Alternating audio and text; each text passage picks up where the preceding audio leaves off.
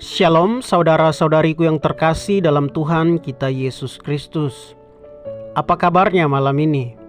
Saya selalu mendoakan agar saudara-saudari bersama keluarga selalu aman dalam perlindungan Tuhan kapanpun dan dimanapun saudara-saudari berada.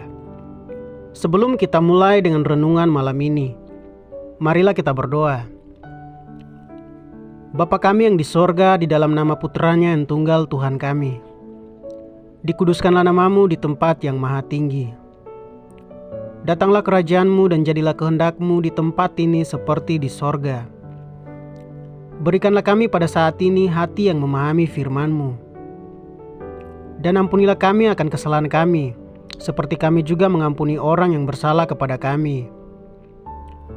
Dan janganlah membawa kami ke dalam pencobaan, tetapi lepaskanlah kami daripada yang jahat.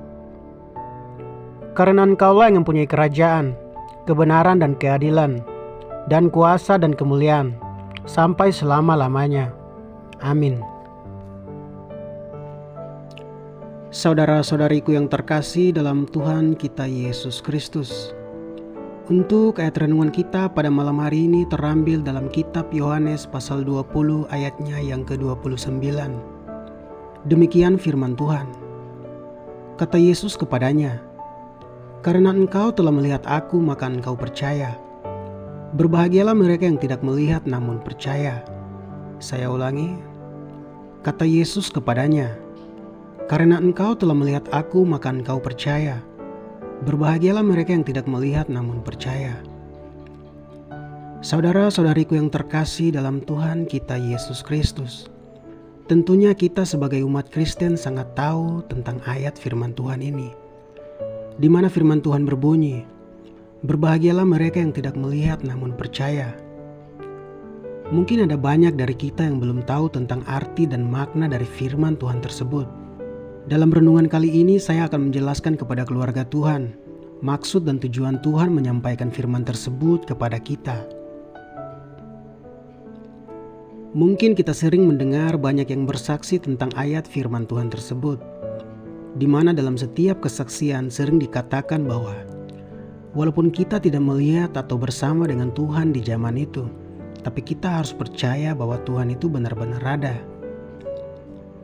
Saudara-saudariku yang terkasih dalam Tuhan kita Yesus Kristus, Tuhan mengendaki agar kita tidak sekedar baca lalu percaya, tanpa mendalami maksud dan tujuan Tuhan menyampaikan hal tersebut. Tetapi yang Tuhan kehendaki adalah kita membaca dan mendalami maksud dan tujuan Tuhan atas hidup kita, agar kita tidak asal-asal percaya kepada Tuhan tanpa mencari tahu kebenaran dari setiap firman Tuhan. Seperti yang difirmankan Tuhan, "Carilah dahulu kerajaan Allah dan kebenarannya, maka semuanya akan ditambahkannya kepadamu.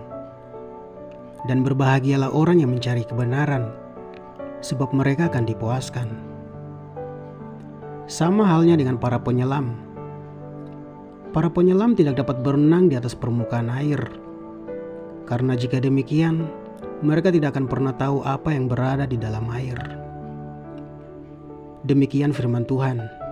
Jika kita hanya membaca di atas permukaan tanpa menyelami apa maksud Tuhan di dalam firman-Nya, maka sama halnya dengan kita menjaring angin. Apa yang akan kita dapat dari menjaring angin? Hanyalah kehampaan semata. Oleh sebab itu penting sekali untuk kita ketahui bahwa firman Tuhan tentang berbahagialah orang yang tidak melihat namun percaya. Firman itu bukan ditujukan kepada orang-orang yang tahir atau orang-orang yang dapat melihat, melainkan firman Tuhan tersebut tertuju kepada mereka yang buta atau tidak dapat melihat. Tuhan membuat suatu pernyataan bahwa bagi mereka yang buta atau tidak dapat melihat, tetapi jika mereka percaya bahwa Tuhan itu ada, Tuhan menjanjikan bahagia kepada mereka. Saya sering bertanya pada diri saya sendiri, apa yang dirasakan orang-orang buta saat mendengar firman Tuhan? Bagaimana mereka akan percaya? Sebab mereka tidak dapat melihat apa yang difirmankan Tuhan. Sedangkan kita yang tahir atau dapat melihat, kita mesti bersyukur bahwa kita masih bisa melihat karya-karya Tuhan yang indah. Dan karya-karya itu sebagai suatu bukti adanya Tuhan. Tetapi bagaimana dengan orang buta? Sebab itu Tuhan berfirman bukan kepada kita yang tahir atau masih dapat melihat, tetapi Tuhan berfirman dan menjanjikan kebahagiaan kepada mereka yang buta atau tidak dapat melihat. Saya juga sering bertanya pada diri saya sendiri, bagaimana orang buta dapat melihat diri mereka di cermin? Bagaimana mereka akan tahu kalau Tuhan menciptakan manusia segambar dan serupa dengan Tuhan sendiri? Hal itu membuat saya berpikir, bagaimana meyakinkan orang buta kalau Tuhan itu ada dan Tuhan itu segambar dan serupa dengan kita? Sebab mereka buta dan bagaimana mereka akan tahu apalagi percaya. Tetapi Tuhan berjanji kepada mereka untuk memberikan kebahagiaan yang kekal jika mereka percaya kepadanya. Demikian bunyi firman Tuhan kepada Thomas, yang walaupun dapat melihat dengan kedua bola matanya, tetapi yang tidak percaya sampai ia sendiri harus melihat Tuhan. Kata Yesus kepadanya, "Karena engkau telah melihat aku, maka engkau percaya. Berbahagialah mereka yang tidak melihat namun percaya." Saudara-saudariku yang terkasih, zaman membawa kita kepada pembuktian, di mana segala perkara harus disertai dengan barang bukti yang jelas. Dan untuk mempercayai barang bukti itu pun kita harus bisa dapat melihat dengan dua bola mata kita sendiri. Tetapi bagaimana dengan mereka yang buta dan tidak dapat melihat? Bagaimana mereka akan percaya? Bagaimana mereka akan tahu kalau Tuhan itu ada? Dan bagaimana mereka akan tahu bahwa gambaran mereka bersah? Dan bagaimana mereka akan tahu kalau gambar mereka berasal dari Tuhan? Hal ini sangat sulit saya pahami, yaitu bagaimana orang buta akan percaya tanpa melihat. Jadi untuk kita yang masih dapat melihat, kita mesti bersyukur kepada Tuhan, karena kita masih bisa melihat karya-karya Tuhan yang hidup, sebagai bukti adanya Tuhan yang menciptakan hidup ini. Janganlah kita menggunakan mata kita untuk memandang hal yang tidak dikehendaki Tuhan, melainkan kita harus menghargai mata kita sebagai pelita tubuh kita.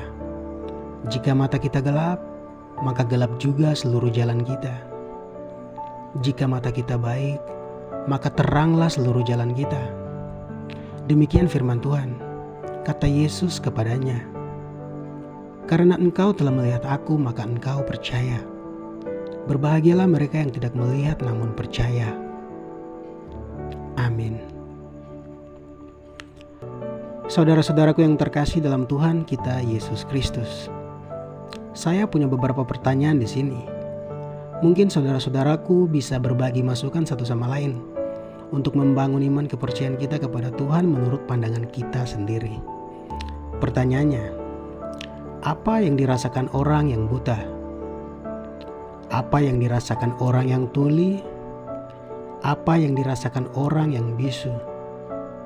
Dan apa yang dirasakan orang yang lumpuh? Dan ada satu pertanyaan yang lebih sulit dijawab, adalah apa yang dirasakan orang mati.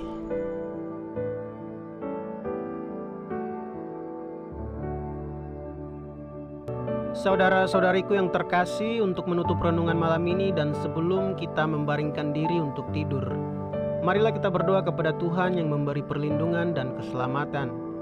Marilah kita berdoa. Bapa kami yang di sorga, di dalam nama Putranya yang tunggal Tuhan kami, dikuduskanlah namamu di tempat yang maha tinggi. Datanglah kerajaanmu dan jadilah kehendakmu di tempat ini seperti di sorga. Jagalah kami pada saat ini, tidur kami yang secukupnya. Dan ampunilah kami atas kesalahan kami seperti kami juga mengampuni orang yang bersalah kepada kami. Dan janganlah membawa kami ke dalam pencobaan, tetapi lepaskanlah kami daripada yang jahat. Karena Engkaulah yang mempunyai kerajaan, kebenaran dan keadilan, dan kuasa dan kemuliaan sampai selama-lamanya. Amin.